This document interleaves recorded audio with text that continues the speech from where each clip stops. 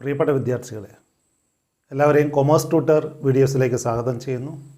ഇന്ന് നമ്മൾ class 12 business സ്റ്റഡീസിലെ 8ാമത്തെ chapter controlling ഈ പാഠത്തിൻ്റെ 3ാം ഭാഗത്തേക്കാണ് കിടക്കുന്നത്.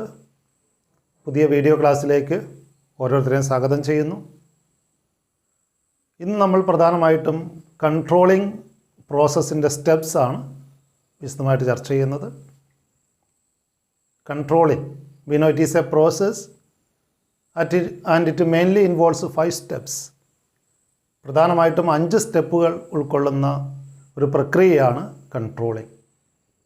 Controlling process involves mainly 5 steps. The first step in the controlling process is setting standards of performance. Setting the standards are the first step in the controlling process. സ്റ്റാൻഡേർഡുകൾ തീരുമാനിക്കലാണ്, അല്ലെങ്കിൽ performance സ്റ്റാൻഡേർഡുകൾ നിർണ്ണയിക്കലാണ് നിയന്ത്രണ പ്രക്രിയയിലെ ആദ്യ ഘട്ടമെന്ന് പറയുന്നത്. Here the standards are the criteria against which actual performance would be measured. അപ്പോൾ തുടർന്ന് നമ്മൾ ജീവനക്കാരുടെ പ്രവർത്തനങ്ങളെ വിലയിരുത്തേണ്ടതുണ്ട്. അപ്പോൾ അതിനു വേണ്ടിയിട്ടുള്ള മാനദണ്ഡമായിട്ടാണ് ഇവിടെ സ്റ്റാൻഡേർഡ്സ് ഫിക്സ് ചെയ്യുന്നത്. നമ്മൾ കാണുകയുണ്ടായി, പ്ലാനിംഗ് ഘട്ടത്തിൽ തന്നെ സ്റ്റാൻഡേർഡുകൾ അല്ലെങ്കിൽ ടാർഗറ്റുകൾ ഫിക്സ് ചെയ്യാറുണ്ട്. അപ്പോൾ ഇത്തരത്തിലുള്ള ക്രൈറ്റീരിയ അല്ലെങ്കിൽ മാനദണ്ഡം ഉപയോഗിച്ചാണ് പിന്നീട് ആക്ച്വൽ പെർഫോമൻസിനെ മെഷർ ചെയ്യുന്നത്. അപ്പോൾ ആക്ച്വൽ പെർഫോമൻസ് മെഷർ ചെയ്യുന്നതിന് വേണ്ടിയിട്ടുള്ള മാനദണ്ഡമാണ് ഇവിടെ സ്റ്റാൻഡേർഡ് എന്നാണ് ഉദ്ദേശിക്കുന്നത്. It may be quantitative standards or otherwise qualitative standards. We may fix the standards either in quantitative terms or otherwise in qualitative terms. ഉദാഹരണമായി, number of units to be produced or the number of hours spent to complete the work. അതല്ലെങ്കിൽ the amount of sales revenue or the amount of cost involved in an activity. All these are quantitative standards. അപ്പോൾ സ്റ്റാൻഡേർഡുകൾ നമുക്ക് ക്വാണ്ടിറ്റിയിലാണ് കൂടുതലായിട്ടും fix ചെയ്യാൻ കഴിയുക. ഉദാഹരണമായിട്ട്, എത്ര number of unit produce ചെയ്യണം, ഒരു നിശ്ചിത കാലയളവിൽ എത്ര നമ്പർ ഓഫ് യൂണിറ്റ് പ്രൊഡ്യൂസ് ചെയ്യണം, number of units to be produced during a particular period. ഒരു ദിവസം അല്ലെങ്കിൽ ഒരാഴ്ച അല്ലെങ്കിൽ ഒരു മാസം എത്ര യൂണിറ്റാണ് പ്രൊഡ്യൂസ് ചെയ്യേണ്ടത്.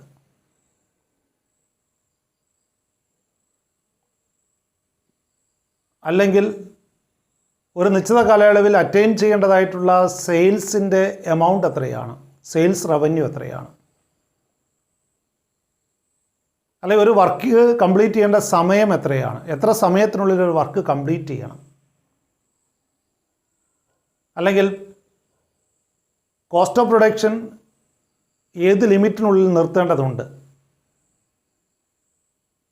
അവിടെ ആ കോസ്റ്റ് ഓഫ് പ്രൊഡക്ഷൻ വേണമെങ്കിൽ ഒരു സ്റ്റാൻഡേർഡായിട്ട് ഫിക്സ് ചെയ്യാവുന്നതാണ്. ഇവയെല്ലാം ക്വാണ്ടിറ്റേറ്റീവ് സ്റ്റാൻഡേർഡുകൾക്ക് ഉദാഹരണമാണ്. എന്നാൽ സ്റ്റാൻഡേർഡുകൾ വേണമെങ്കിൽ ക്വാളിറ്റേറ്റീവായിട്ടും ഫിക്സ് ചെയ്യാവുന്നതാണ്.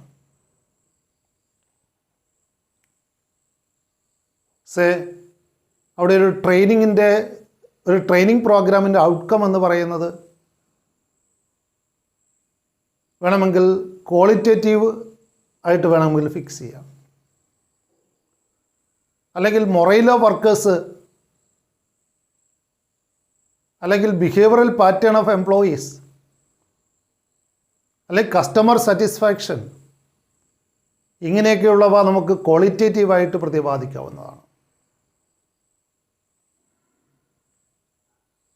അപ്പോൾ ഇങ്ങനെയുള്ള ക്വാളിറ്റേറ്റീവ് ആസ്പെക്റ്റുകൾ സ്റ്റാൻഡേർഡുകൾ ഫിക്സ് ചെയ്യാൻ ഉപയോഗിക്കാവുന്നതാണ്. എന്നാൽ as far as possible standards should be expressed in quantitative terms. കാരണം എങ്കിൽ മാത്രമേ നമുക്ക് ആക്ച്വൽ പെർഫോമൻസിനെ കൃത്യമായിട്ട് മെഷർ ചെയ്തുകൊണ്ട് അവിടെ കമ്പാരിസൺ സ്റ്റാൻഡേർഡുമായിട്ട് താരതമ്യം ചെയ്യാൻ സാധിക്കുകയുള്ളൂ. ക്വാണ്ടിറ്റിയിൽ പ്രതിപാദിക്കുമ്പോൾ അവിടെ കൂടുതൽ വ്യക്തത ലഭിക്കും. എന്നാൽ ക്വാളിറ്റേറ്റീവായിട്ട് സ്റ്റാൻഡേർഡുകൾ ഫിക്സ് ചെയ്യുന്നത് പിന്നീട് ആക്ച്വൽ പെർഫോമൻസിനെ കമ്പയർ ചെയ്യാൻ പലപ്പോഴും ബുദ്ധിമുട്ടുണ്ടാക്കാറുണ്ട്. അതുകൊണ്ട് കഴിയുന്നിടത്തോളം ക്വാണ്ടിറ്റേറ്റീവ് ടേംസിൽ വേണം സ്റ്റാൻഡേർഡുകൾ ഫിക്സ് ചെയ്യാൻ വേണ്ടിയിട്ട്. ഇനി ക്വാളിറ്റേറ്റീവായിട്ടുള്ള ആസ്പെക്റ്റുകളും നമുക്ക് ക്വാണ്ടിറ്റിയിൽ നമുക്ക് അതിൻ്റെ സ്റ്റാൻഡേർഡുകൾ ഫിക്സ് ചെയ്യാം. സേ ഫോർ എക്സാമ്പിൾ അവിടെ കസ്റ്റമർ സാറ്റിസ്ഫാക്ഷൻ ഒരു ക്വാളിറ്റേറ്റീവ് ആസ്പെക്റ്റ് ആണെങ്കിലും അവിടെ നമ്പർ ഓഫ് കംപ്ലയൻസ് ഫിക്സ് ചെയ്തുകൊണ്ട് നമുക്ക് എന്താണ് അവിടെ സ്റ്റാൻഡേർഡുകൾ ഫിക്സ് ചെയ്യാവുന്നതാണ്.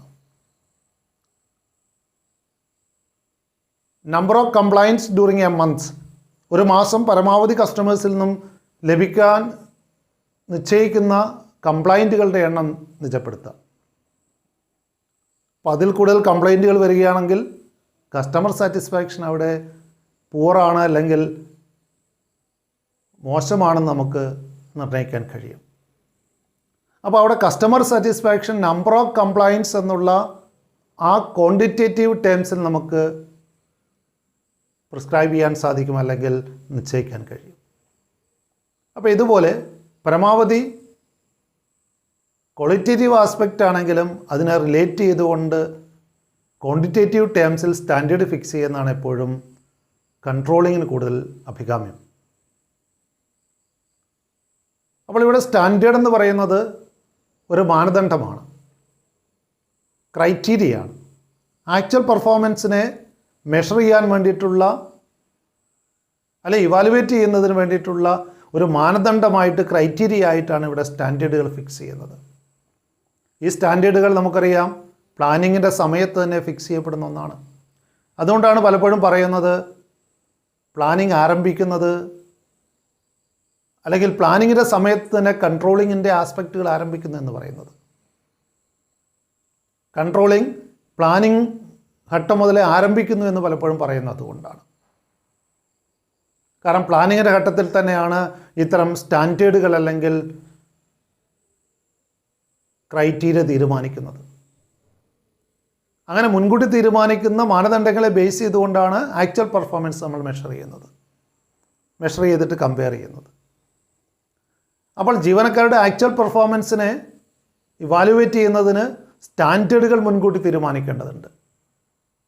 As far as possible the standards should be in quantitative terms. അപ്പോൾ ഇത്തരത്തിൽ സ്റ്റാൻഡേർഡുകൾ ഫിക്സ് ചെയ്യുക, നമുക്കറിയാം സ്റ്റാൻഡേർഡ് എന്ന് പറയാം it is A bench mark. ആ ബെഞ്ച് മാർക്കിനെ അടിസ്ഥാനമാക്കിക്കൊണ്ടാണ് ഇവിടെ ആക്ച്വൽ പെർഫോമൻസ് നമ്മൾ ഇവാലുവേറ്റ് ചെയ്യാൻ പോകുന്നത്. അത്തരത്തിലൊരു ബെഞ്ച് മാർക്കാണ് അല്ലെങ്കിൽ മാനദണ്ഡമാണ് ഇവിടെ സ്റ്റാൻഡേർഡ് എന്ന് പറയുന്നത്. And the second step in the controlling process is measurement of actual performance.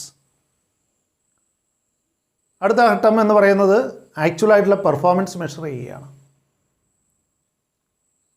ജീവനക്കാർ നിശ്ചിത കാലയളവിൽ ജോലി ചെയ്തതിന് ശേഷം അവരുടെ പ്രവർത്തനം എങ്ങനെയുണ്ടായിരുന്നുവെന്ന് ആക്ച്വലായിട്ട് മെഷർ ചെയ്യുന്ന പ്രവർത്തനമാണ് രണ്ടാം ഘട്ടം, measurement of actual performance.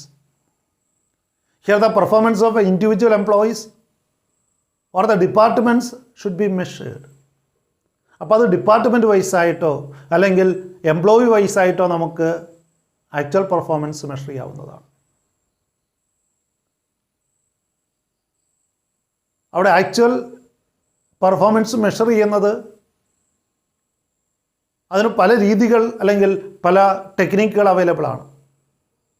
There are several techniques for measurement of performance. It may be personal observation, sample checking or performance report. ഇങ്ങനെ പലതരത്തിൽ നമുക്ക് ആക്ച്വൽ പെർഫോമൻസ് മെഷർ ചെയ്യാൻ കഴിയും. ഏറ്റവും സിമ്പിൾ മെത്തേഡ് എന്ന് പറയാൻ നമുക്കറിയാം ത്രൂ പേഴ്സണൽ ഒബ്സർവേഷൻ. അവിടെ ഒരു സൂപ്പർവൈസർ വർക്കേഴ്സിൻ്റെ പെർഫോമൻസിനെ ഡയറക്റ്റായിട്ട് ഒബ്സർവ് ചെയ്തുകൊണ്ട് മെഷർ ചെയ്യുന്നു. എന്നാൽ വൻകിട സ്ഥാപനങ്ങളിൽ ലാർജ് സ്കെയിൽ പ്രൊഡക്ഷൻ നടക്കുമ്പോൾ ചിലപ്പോൾ ക്വാളിറ്റി കൺട്രോൾ പോലുള്ള കാര്യങ്ങൾ each and every unit check ചെയ്യാൻ സാധിച്ചെന്ന് വരില്ല. സ്റ്റാൻഡേർഡ് കീപ്പ് ചെയ്യുന്നുണ്ടോ എന്ന് അവിടെ each and every unit inspect ചെയ്തുകൊണ്ട് സാധിച്ചു എന്ന് വരില്ല.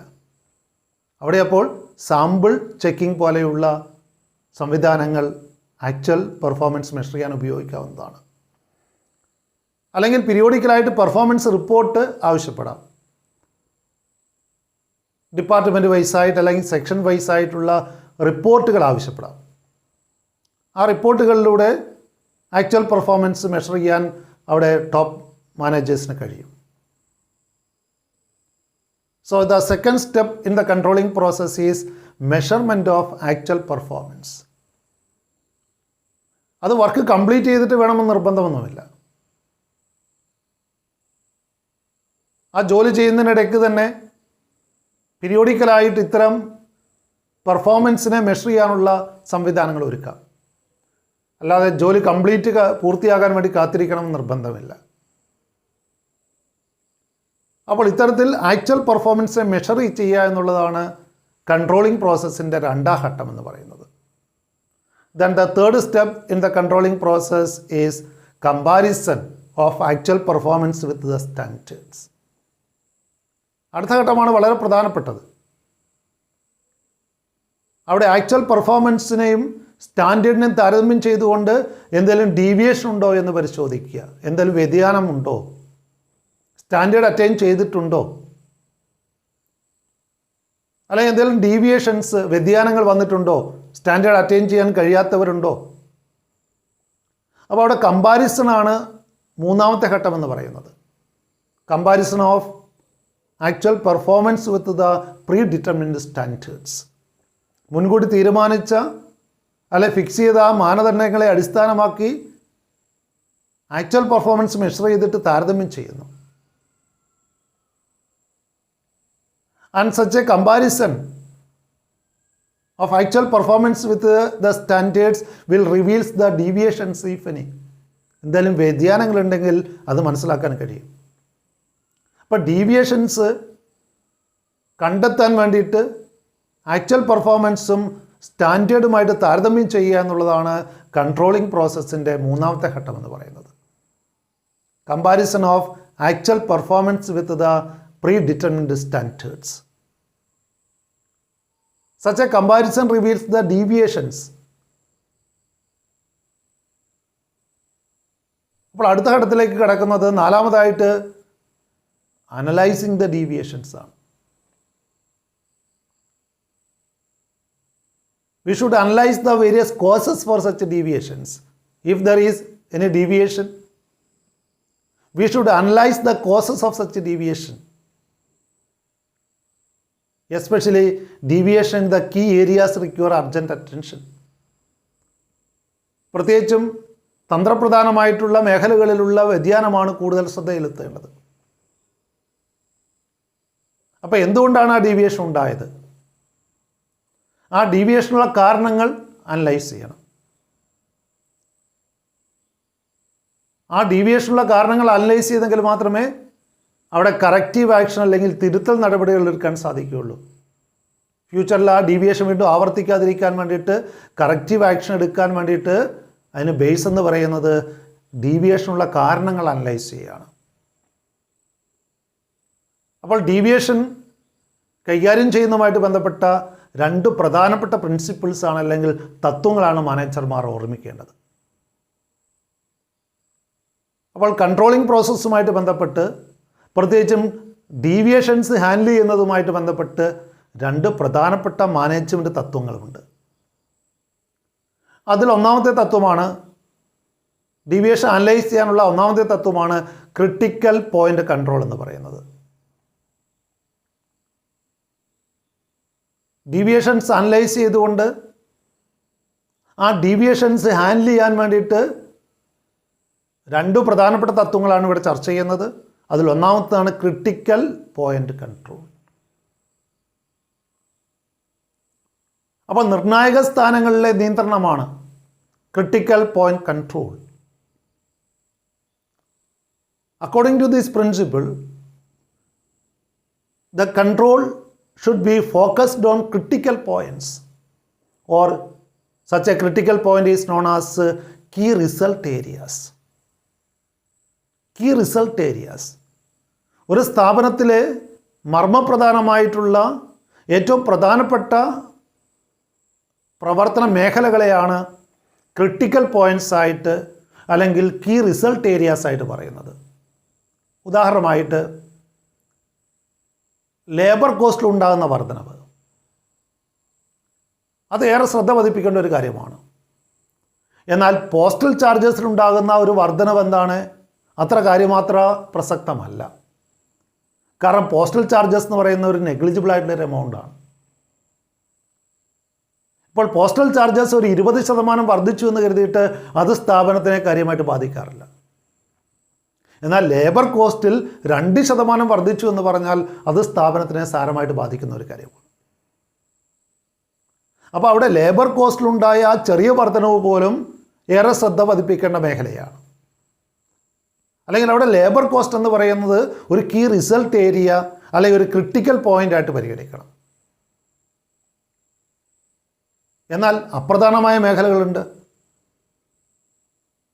ആ അപ്രധാനമായ മേഖലകളെ അതീവ ശ്രദ്ധയോട് കൂടിയിട്ട് കൺട്രോൾ മെക്കാനിസം നടപ്പിലാക്കേണ്ടതില്ല. അപ്പോൾ കൺട്രോൾ ഊന്നൽ കൊടുക്കേണ്ടത് കീ റിസൾട്ട് ഏരിയാസിലാണ്. അല്ലെ ക്രിട്ടിക്കൽ പോയിൻറ്റ്സിന് പ്രാധാന്യം കൊടുത്തുകൊണ്ടുള്ള ഒരു കൺട്രോൾ സംവിധാനമാണ് സ്ഥാപനത്തിൽ കൊണ്ടുവരേണ്ടത്. അതുകൊണ്ടാണ് ഉദാഹരണമായിട്ട് പറഞ്ഞത് ലേബർ കോസ്റ്റിലെ ഒരു നേരിയ വർധനവ് ഏറെ ശ്രദ്ധിക്കേണ്ട കാര്യമാണ്. എന്നാൽ പോസ്റ്റൽ ചാർജസിൽ വളരെ വർധനവുണ്ടായി എന്ന് കരുതിയിട്ട് അത് അത്ര പ്രസക്തമല്ല. അപ്പോൾ പ്രധാനപ്പെട്ട പ്രവർത്തന മേഖലകളിൽ ഉണ്ടാകുന്ന വ്യതിയാനമാണ് കൂടുതൽ ശ്രദ്ധിക്കേണ്ടത്. അല്ലാതെ കൺട്രോളിങ്ങിലൂടെ സ്ഥാപനത്തിലെ എല്ലാ കാര്യങ്ങളും അവിടെ വിശദമായിട്ട് വിലയിരുത്തേണ്ട ആവശ്യമില്ല. അല്ലെ എല്ലാ മേഖലകളിലെയുമുള്ള വ്യതിയാനം അത്ര പ്രസക്തമല്ല. കീ റിസൾട്ട് ഏരിയാസിലുള്ള വ്യതിയാനങ്ങൾക്കാണ് കൂടുതൽ പ്രാധാന്യം കൊടുക്കേണ്ടത്. അതാണ് നമ്മൾ ഉദാഹരണമായിട്ട് പറഞ്ഞത്. Labour cost 2% വർദ്ധിച്ചുള്ളൂ. എന്നാൽ പോസ്റ്റൽ ചാർജസ് തപാൽ ചെലവുകളിൽ 20% വർധനവുണ്ടായി. ഇവിടെ തപാൽ ചെലവുകളിലുള്ള 20% വർധനവ് അത്ര ശ്രദ്ധേയമായ മേഖലയല്ല. അത് വേണമെങ്കിൽ അവഗണിക്കാവുന്നതാണ്. എന്നാൽ ലേബർ ചാർജസിലുണ്ടാകുന്ന 2% വർധനമെന്ന് പറയുന്നത് വളരെ ക്രൂഷ്യലാണ്, വളരെ നിർണായകമാണ്. കാരണം അത് ഹ്യൂജ് എമൗണ്ട് ഇൻവോൾവ്ഡ് ആയിട്ടുള്ളൊരു കാര്യമാണ്. ലേബർ കോസ്റ്റ് എന്ന് പറയുന്നത് അവിടെ ലക്ഷങ്ങൾ ഇൻവോൾവ്ഡ് ആയിട്ടുള്ള അല്ലെങ്കിൽ കോസ്റ്റ് ഇൻവോൾവ്ഡ് ആയിട്ടുള്ള ഒരു മേഖലയാണ്. എന്നാൽ അവിടെ പോസ്റ്റൽ ചാർജസ് എന്ന് പറഞ്ഞാലോ 1000 2000 ചിലപ്പോൾ മാത്രം ഇൻവോൾവ്ഡ് ആയിട്ടുള്ള ഒരു ഏരിയയാണ്.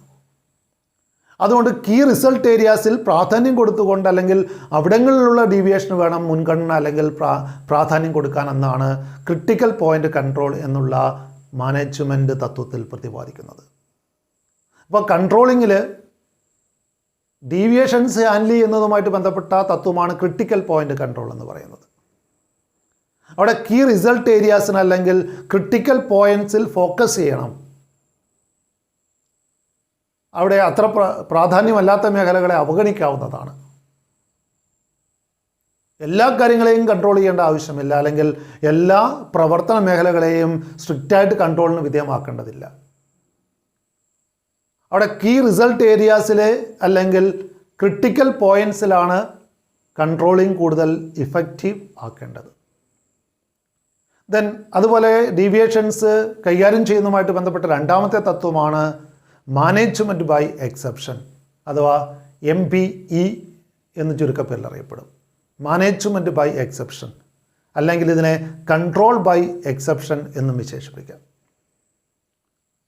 അപ്പോൾ മാനേജർമാർ അവിടെ ഡീവിയേഷൻസ് ഹാൻഡിൽ ചെയ്യുന്നതുമായിട്ട് ബന്ധപ്പെട്ട് ശ്രദ്ധിക്കേണ്ട രണ്ടാമത്തെ തത്വമാണ് management by exception, MBE, or control by exception. According to this principle, deviations which cannot be easily solved by the lower level management alone should be reported to the top management. അവിടെ deviations എല്ലാം എന്താണ് report ചെയ്യേണ്ട കാര്യമില്ല. Lower ലെവലിൽ പല ഡീവിയേഷൻസും പരിഹരിക്കാൻ പറ്റുന്നതേ ഉള്ളൂ. Higher ലെവലിലേക്ക് റിപ്പോർട്ട് ചെയ്യേണ്ട ഡീവിയേഷൻ എന്ന് പറയുന്നത്, അല്ലെങ്കിൽ കറക്റ്റീവ് ആക്ഷൻ ആവശ്യമായിട്ടുള്ള ഡീവിയേഷൻ എന്ന് പറയുന്നത് അവിടെ പെർമിസിബിൾ ലിമിറ്റിലും അധികമുള്ള ഡീവിയേഷൻ മാത്രമാണ്. നമുക്കറിയാം, ഏത് പ്രവർത്തനമാണെങ്കിലും അതിന് കുറേയൊക്കെ ഡീവിയേഷൻസ് പ്രതീക്ഷിക്കേണ്ടിയിരിക്കുന്നു. ചെറിയ തോതിലുള്ള വ്യതിയാനങ്ങൾ സ്വാഭാവികമായിട്ടുണ്ടാകുന്നതാണ്. അത്തരം ചെറിയ വ്യതിയാനങ്ങളെ ഹയർ ലെവലിലേക്ക് റിപ്പോർട്ട് ചെയ്യുകയോ ഒരു കറക്റ്റീവ് ആക്ഷൻ എടുക്കുകയോ ചെയ്യേണ്ട ആവശ്യമില്ല. എന്നാൽ ആ പെർമിസിബിൾ ലിമിറ്റ് അല്ലെങ്കിൽ അനുവദനീയമായ ആ പരിധിക്കും അപ്പുറം ഉണ്ടാകുന്ന അല്ലെങ്കിൽ അധികമായിട്ടുണ്ടാകുന്ന ഡീവിയേഷൻ മാത്രമേ കൂടുതലായിട്ട് മൈൻഡ് ചെയ്യേണ്ടതുള്ളൂ. ടോപ്പ് ലെവലിലേക്ക് റിപ്പോർട്ട് ചെയ്യുകയും കറക്റ്റീവ് ആക്ഷൻ സ്വീകരിക്കുകയും ചെയ്യേണ്ടതുള്ളൂ. അപ്പോൾ റൊട്ടീൻ മാറ്റേഴ്സിലുള്ള കാര്യങ്ങളാണെങ്കിൽ അല്ലെങ്കിൽ ചെറിയ തോതിലുള്ള വ്യതിയാനങ്ങൾ, നമുക്കറിയാം അവിടെ ഡീവിയേഷൻസ് എന്ന് പറയുന്ന ഒരു സെർട്ടൈൻ ലെവൽ വരെ സ്വാഭാവികമാണ്, സാധാരണ ഉണ്ടാകാറുള്ളതാണ്. അതാണ് പെർമിസിബിൾ ആയിട്ടുള്ള ലിമിറ്റ് എന്ന് പറയുന്നത്. ആ അനുവദനീയമായ പരിധിക്കുള്ളിലാണ് ഡീവിയേഷൻ എങ്കിൽ എന്താണ്, അവിടെ ടോപ്പ് മാനേജ്മെൻറ്റിലേക്ക് അത് റിപ്പോർട്ട് ചെയ്യുകയോ കറക്റ്റീവ് ആക്ഷൻ സ്വീകരിക്കുകയോ ചെയ്യേണ്ടതില്ല. അപ്പോൾ ആ പെർമിസിബിൾ ലിമിറ്റിൽ അധികമായിട്ടുള്ള ഡീവിയേഷൻ മാത്രമേ ടോപ്പ് മാനേജ്മെൻറ്റ് റിപ്പോർട്ട് ചെയ്തിട്ട് കറക്റ്റീവ് ആക്ഷൻ സ്വീകരിക്കേണ്ടതുള്ളൂ എന്നാണ് മാനേജ്മെൻറ്റ് ബൈ എക്സെപ്ഷൻ എന്നുള്ള പ്രിൻസിപ്പിൾ പറയുന്നത്. കാരണം ഇതിന് ഉപോത്ഫലകമായിട്ടുള്ള ഒരു സാധാരണ ചൊല്ലു തന്നെയുണ്ട്, നമുക്കറിയാം. If we try to control everything we should end up with control nothing. നമ്മളെല്ലാം നിയന്ത്രിക്കാൻ പോയി കഴിഞ്ഞാൽ അവിടെ നമുക്ക് ഒന്നും നിയന്ത്രിക്കാൻ കഴിയാതെ അവസാനിപ്പിക്കേണ്ടി വരും. നിത്യജീവിതത്തിൽ പോലും വളരെ പ്രസക്തമായിട്ടുള്ളൊരു തത്വമാണിത്. If we try to control everything we should end up with control nothing. നിസ്സാര കാര്യങ്ങളെ നമ്മൾ നിയന്ത്രിക്കാൻ പോയി കഴിഞ്ഞാൽ പലപ്പോഴും എന്താണ്, ഗൗരവമായിട്ടുള്ള കാര്യങ്ങൾ പോലും നിയന്ത്രിക്കാൻ കഴിയാതെ നമ്മൾ അവസാനിപ്പിക്കേണ്ടി വരും. ഇത് നിത്യജീവിതത്തിലെ പോലും വളരെ പ്രസക്തമായിട്ടുള്ളൊരു തത്വമാണ്. നമ്മളെല്ലാം നിയന്ത്രിക്കാൻ പോയി കഴിഞ്ഞാൽ നമുക്കറിയാം, കുറേയൊക്കെ വിട്ട് കളയണം, കുറേയൊക്കെ അവഗണിക്കണം. ചില ഡീവിയേഷൻസ് അത് ആ പെർമിസിബിൾ ലിമിറ്റിനുള്ളിലാണെങ്കിൽ അവിടെ കാര്യമായിട്ടുള്ള കറക്റ്റീവ് ആക്ഷൻ്റെ ആവശ്യമില്ല. ഇപ്പോൾ ടാർഗറ്റ് പ്രൊഡക്ഷൻ ഫിക്സ് ചെയ്തിരിക്കുന്നത് ഒരു വർക്കർക്ക് പെർ ഡേ 100 യൂണിറ്റ് ആണ്. ഓൺ ആവറേജ് അയാൾ 98 യൂണിറ്റ് പ്രൊഡ്യൂസ് ചെയ്യുന്നുണ്ടെങ്കിൽ അത് കാര്യമായിട്ടുള്ളൊരു ഡീവിയേഷൻ എന്ന് പറയാൻ സാധിക്കില്ല പലപ്പോഴും. എന്നാൽ അവിടെ ടാർഗറ്റ് ഫിക്സ് ചെയ്തിരിക്കുന്നത് 100 യൂണിറ്റ് ആണ്. 70 യൂണിറ്റ് അറ്റൈൻ ചെയ്തിട്ടുണ്ടെങ്കിൽ ആ 30 യൂണിറ്റിന് ഡിഫറൻസ് എന്ന് പറയുന്നത് അത് കാര്യമായിട്ടുള്ള ഡിഫറൻസ് ആണ്. അപ്പോൾ അവിടെ അത്തരം സീരിയസ് ആയിട്ടുള്ള ഡീവിയേഷൻസ് ആണെന്ത് കറക്റ്റീവ് ആക്ഷൻ വിധേയമാക്കേണ്ടത്, അല്ലെങ്കിൽ ടോപ്പ് മാനേജ്മെൻറ്റ് റിപ്പോർട്ട് ചെയ്തുകൊണ്ട് അവിടെ കറക്റ്റീവ് ആക്ഷൻ സ്വീകരിക്കേണ്ടത്. അപ്പോൾ എക്സെപ്ഷണൽ കേസസ് മാത്രമേ ടോപ്പ് മാനേജ്മെൻറ്റിലേക്ക് കറക്റ്റീവ് ആക്ഷൻ വിട്ടാൽ മതി. അതാണ് management by exception. Exceptional cases മാത്രം, അസാധാരണമായിട്ടുള്ള കാര്യങ്ങൾ മാത്രം, നോർമലായിട്ടുള്ള ചെറിയ തോതിലുള്ള ഡീവിയേഷൻ ആണെങ്കിൽ അത് ടോപ്പ് മാനേജ്മെൻറ്റ് റിപ്പോർട്ട് ചെയ്യുകയോ കറക്റ്റീവ് ആക്ഷൻ സ്വീകരിക്കുകയോ ചെയ്യേണ്ടത് ആവശ്യമില്ല. അപ്പോൾ അവിടെ ഡീവിയേഷൻ എന്ന് പറയുന്ന ഒരു പെർമിസിബിൾ ലിമിറ്റിനുള്ളിലാണെങ്കിൽ അവിടെ ടോപ്പ് മാനേജ്മെൻറ്റ് റിപ്പോർട്ട് ചെയ്തിട്ട് കറക്റ്റീവ് ആക്ഷൻ നിർവഹിക്കേണ്ട ആവശ്യമില്ല എന്നുള്ള ഒരു തത്വമാണ് മാനേജ്മെൻറ്റ് ബൈ എക്സെപ്ഷൻ എന്ന് പറയുന്നത്. Or it is also called control by exception. അപ്പോൾ ഡീവിയേഷൻ ഹാൻഡിൽ ചെയ്യുന്നതുമായിട്ട് ബന്ധപ്പെട്ട് രണ്ട് പ്രധാനപ്പെട്ട തത്വങ്ങൾ മാനേജർമാർ ഫോളോ ചെയ്യുന്നത് നല്ലതാണ്. അതാണ് നമ്മൾ രണ്ട് മാനേജ്മെൻറ്റ് പ്രിൻസിപ്പിൾസ് ആയിട്ട് കണ്ടത്. അവിടെ ക്രിട്ടിക്കൽ പോയിൻ്റ് കൺട്രോൾ ഉണ്ട്, മാനേജ്മെൻറ്റ് ബൈ എക്സെപ്ഷൻ ഉണ്ട്. അടുത്ത സ്റ്റെപ്പായിട്ട് നമ്മൾ കാണുന്നത് കൺട്രോളിംഗ് പ്രോസസ്സിൻ്റെ അഞ്ചാമത്തെയും അവസാനത്തെയും സ്റ്റെപ്പാണ് ടേക്കിംഗ് കറക്റ്റീവ് ആക്ഷൻസ്. തിരുത്തൽ നടപടികൾ സ്വീകരിക്കലാണ്. അപ്പോൾ ഡീവിയേഷൻസ് ഉണ്ട്. ആ ഡീവിയേഷൻ പെർമിസിബിൾ ലിമിറ്റിൽ അധികമാണെങ്കിൽ തീർച്ചയായിട്ടും അവിടെ ആവശ്യമായിട്ടുള്ള കറക്റ്റീവ് ആക്ഷൻ സ്വീകരിക്കേണ്ടതുണ്ട്. അത് ടോപ്പ് മാനേജ്മെൻറ്റിലേക്ക് റിപ്പോർട്ട് ചെയ്യുകയും ആവശ്യമായിട്ടുള്ള തിരുത്തൽ നടപടികൾ സ്വീകരിക്കുകയും ചെയ്യണം. ഇതാണ് കൺട്രോളിംഗ് പ്രോസസ്സിൻ്റെ അഞ്ചാമത്തെ step, taking corrective actions. The top management should taking necessary steps to correct the past actions so that it will not occur in future. നമുക്കറിയാം, കഴിഞ്ഞു പോയതിനെ കൺട്രോൾ ചെയ്യാൻ സാധിക്കില്ല. എന്നാൽ ഇവിടെ കറക്റ്റീവ് ആക്ഷൻ സ്വീകരിക്കുന്നത് അല്ലെ തിരുത്തൽ നടപടികൾ സ്വീകരിക്കുന്നത് ഈ ഡീവിയേഷൻ ആവർത്തിക്കാതിരിക്കാൻ വേണ്ടിയിട്ടാണ്. ടാർഗറ്റുകൾ എളുപ്പത്തിൽ അറ്റൈൻ ചെയ്യാൻ അല്ലെങ്കിൽ ഇഫക്റ്റീവായിട്ടും എഫിഷ്യൻ്റായിട്ടും അവിടെ ടാർഗറ്റുകൾ ഫിക്സ് ചെയ്ത ടാർഗറ്റുകൾ അറ്റൈൻ ചെയ്യാൻ വേണ്ടിയിട്ടാണ് ഇത്തരം കറക്റ്റീവ് ആക്ഷൻ ഉണ്ടാക്കുന്നത് അല്ലെ സ്വീകരിക്കുന്നത്. സോ ദ ടോപ്പ് മാനേജ്മെൻറ്റ് അവിടെ കറക്റ്റീവ് ആക്ഷൻ എടുക്കാൻ അർഹതപ്പെട്ടത് ടോപ്പ് മാനേജ്മെൻറ്റാണ്. ആ ടോപ്പ് മാനേജ്മെൻറ്റ് കറക്റ്റീവ് ആക്ഷൻ സ്വീകരിക്കണം. അതായത് പെർമിസിബിൾ ലിമിറ്റിലും അധികമാണ് ഡീവിയേഷൻ, അതും ക്രിട്ടിക്കൽ ഏരിയാസിലാണെങ്കിൽ, കീ റിസൾട്ട് ഏരിയാസിലാണ് ആ ഡീവിയേഷൻ എങ്കിൽ തീർച്ചയായിട്ടും എന്താണ് കറക്റ്റീവ് ആക്ഷൻ സ്വീകരിക്കേണ്ടതുണ്ട്. ഇവിടെ കറക്റ്റീവ് ആക്ഷൻ എന്ന് പറയുന്നത് പലതരത്തിലാവാം. അതെല്ലാ ഘട്ടങ്ങളിലും ഒരു ഡിസിപ്ലിനറി ആക്ഷൻ ആവണമെന്നില്ല.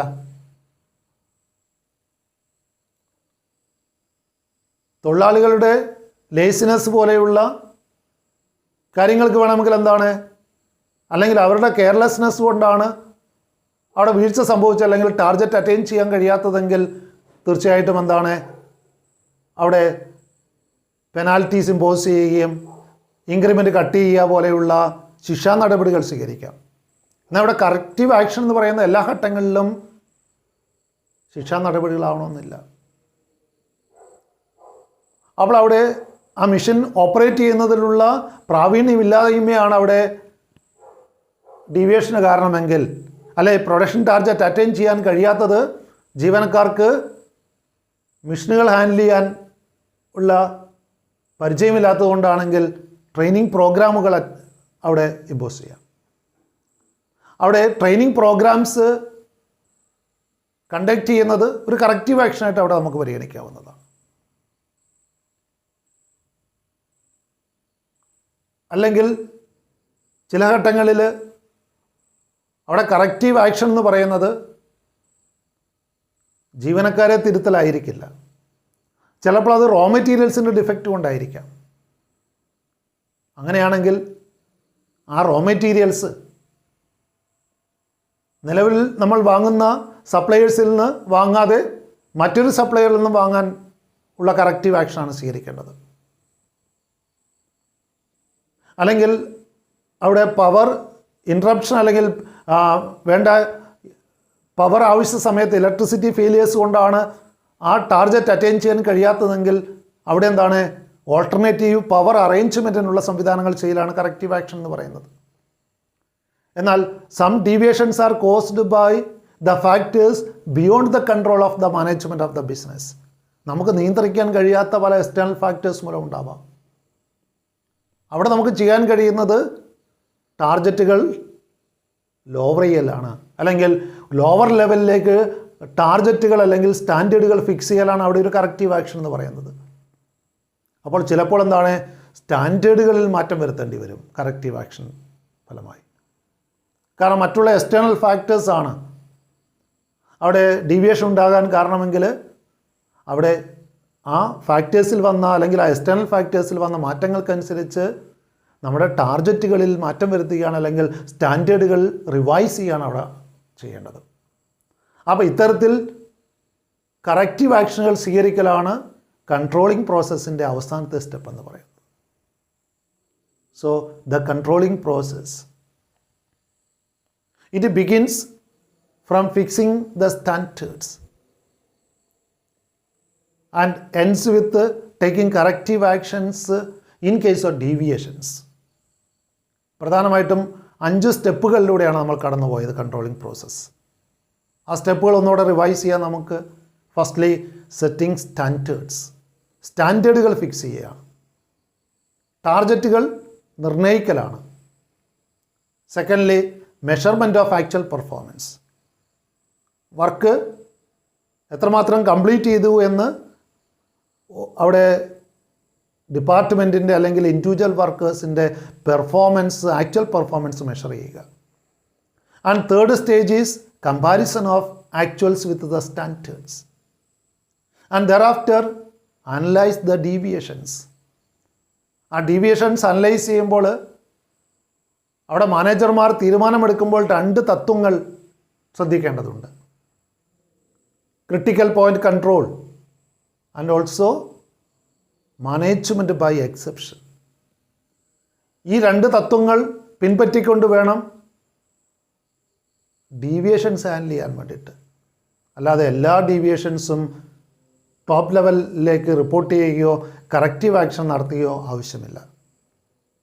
And lastly if needed taking corrective actions, ആവശ്യമായുള്ള തിരുത്തൽ നടപടികൾ സ്വീകരിക്കുക. ചിലപ്പോൾ അത് വർക്കേഴ്സിലായിരിക്കാം, അല്ലെങ്കിൽ വർക്കിംഗ് എൻവയോൺമെൻറ്റിലായിരിക്കാം, അല്ലെങ്കിൽ സ്റ്റാൻഡേർഡുകൾ റിവൈസ് ചെയ്തുകൊണ്ടായിരിക്കാം. Taking corrective action is the last step in the controlling process.